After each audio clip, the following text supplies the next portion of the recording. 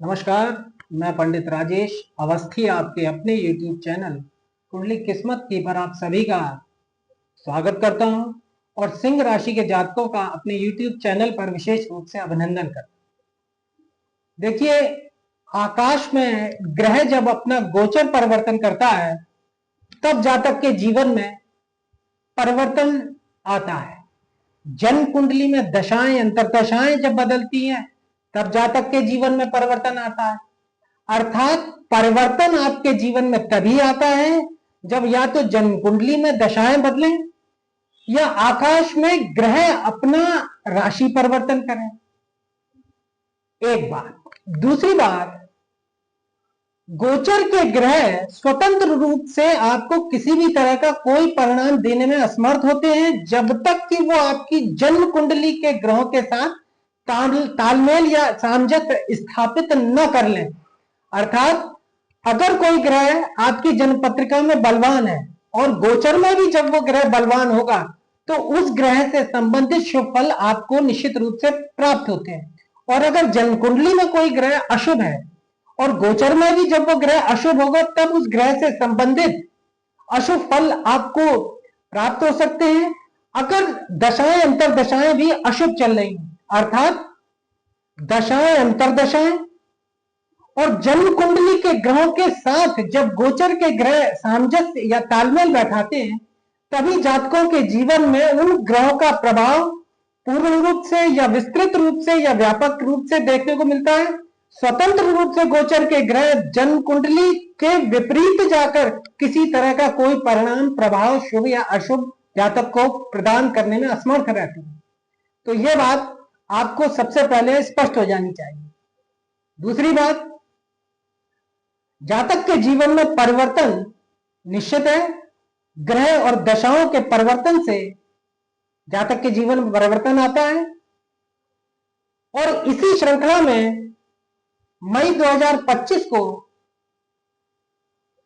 6 ग्रह अपना राशि परिवर्तन करेगी। तो जातक के जीवन में स्पष्ट रूप से सकारात्मक या नकारात्मक जैसी भी ग्रह स्थिति हो उसके अनुसार जातक के जीवन में परिवर्तन आता है। परिवर्तन दो तरह का होता है। जातक के जीवन में अच्छा समय समाप्त होता है और बुरे समय की अशुभ समय की शुरुआत होती है। दूसरा परिवर्तन, जातक के जीवन में अशुभ समय समाप्त होता है और जातक के जीवन में शुभ समय की शुरुआत होती है। लेकिन ये परिवर्तन दशाओं पर और गोचर में ग्रहों के परिवर्तन पर ही निर्भर करते हैं। तो 14 मई 2025 को गुरु और सूर्य अपना राशि परिवर्तन करेंगे। 18 मई को राहु और केतु जैसे पाप ग्रह अपना राशि परिवर्तन करेंगे। 23 मई को युवराज बुध और 31 मई को सुंदरता का ग्रह शुक्र अपना राशि परिवर्तन करने जा रहा है। तो निश्चित रूप से 12 राशियों के लिए ग्रहों का राशि परिवर्तन निश्चित रूप से जातक के जीवन में सकारात्मक या नकारात्मक रूप से परिवर्तन लाएगा। आज हम बात करेंगे सिंह राशि के जातकों पर सूर्य के राशि परिवर्तन का क्या प्रभाव पड़ेगा। देखिए, आपकी सिंह राशि है, आपका चंद्र लग्न सिंह है और चंद्र लग्न सिंह से 31 मई 2025 से 29 जून 2025 तक शुक्र नवम त्रिकोण भाग्य एवं धर्म स्थान में गोचर करेगा। 31 मई 2025 को प्रातः 11:33 पर शुक्र अश्विनी नक्षत्र के प्रथम चरण में प्रवेश करेगा और अपने सामान्य शत्रु मंगल की मेष राशि में यह प्रवेश करेगा। शुक्र एक नैसर्गिक शुभ ग्रह है। शुक्र के प्रभाव भी शुभ होते हैं अगर यह अशुभ ना हो। अब सिंह राशि के जातकों के नवम भाग्य त्रिकोण स्थान में शुक्र गोचर करेगा और राशि से नवम स्थान में शुक्र का गोचर काफी फलदायी होता है। तो सिंह राशि के जातकों को शुक्र के इस गोचर के निश्चित रूप से अच्छे परिणाम प्राप्त होंगे। परंतु जैसा कि मैं कह चुका हूं कि जिन जातकों की जन्म कुंडली में शुक्र बलवान है या शुभ स्थिति में है और नवम या दशम स्थान से संबंध बनाए हुए उन्हीं जातकों को शुक्र के शुभ परिणाम अच्छे रूप में प्राप्त होंगे। अन्यथा जिन जातकों की जन्म कुंडली में शुक्र अस्त है, अशुभ है, नीच है, शत्रु राशि में, पाप कर्तरी में या पाप ग्रहों से दृष्टयुक्त है, उन जातकों को शुक्र के शुभ फल नाम मात्र के प्राप्त होंगे या बहुत कम प्राप्त होंगे। तो नवम त्रिकोण भाग्य एवं धर्म स्थान में सामान्य शत्रु शुक्र की मंगल की मेष राशि में शुक्र 31 मई से गोचर करने जा रहा है। तो सिंह राशि के जातकों को भाग्य की महान शक्ति प्राप्त होगी। क्योंकि भाग्य स्थान में शुक्र जैसा नैसर्गिक शुभ ग्रह गोचर करेगा तो जातक भाग्य की शक्ति प्राप्त करेंगे, भाग्यशाली होंगे। भाग्य के बल से जातक के सभी कार्यों में उसे सफलता प्राप्त होगी और जातक का किसी न किसी रूप में भाग्योदय। दशमेश का नवम स्थान में गोचर करना अर्थात केंद्रेश शुक्र का नवम त्रिकोण स्थान में गोचर करना एक तरह से राजयोग बनाता है। अतः जातक का अगर शुक्र जन्म पत्रिका में नवम या दशम स्थान में बलवान होकर बैठा है या दशमेश के साथ किसी तरह की युति या दृष्टि संबंध बना रहा है तो जातक की सरकारी सेवा में नियुक्ति हो सकती है, शासकीय प्रभार मिल सकता है या जातक की पदोन्नति हो सकती है, उच्च पद की प्राप्ति हो सकती है। जातक का अब चूंकि दशम स्थान आजीविका का स्थान है और शुक्र दशमेश होकर नवम स्थान में गोचर करेगा, इसलिए आजीविका, नौकरी, कार्य, व्यवसाय में जातक भाग्य बल से वृद्धि और सफलता प्राप्त करेंगे, अच्छा धन कमाएंगे। और चूंकि शुक्र यहां तृतीय होकर नवम स्थान में गोचर करेगा, इसलिए जातक अपने साहस, पराक्रम और प्रतिकूल परिस्थितियों में भी सफलता प्राप्त करे। नवम भाव में शुक्र का गोचर सुख, सुविधा व संपन्नता देता है, इसमें कोई दो राय नहीं है। क्योंकि शुक्र वैभव का, भोग विलास का कारक ग्रह और नवम स्थान में गोचर करेगा तो निश्चित रूप से सुख सुविधाएं और भोग विलास जातक को प्रदान करेगा। जातक की अधिकांश इच्छाएं पूरी कर देता है अगर जन्म कुंडली में शुक्र बलवान होकर बैठा हो। जातक धन लाभ पाएंगे और धन का अच्छा संग्रह भी प्राप्त होगा। सोना चांदी व महंगे वस्त्रों की प्राप्ति का भी योग बनेगा, जातक क्रय करेगा।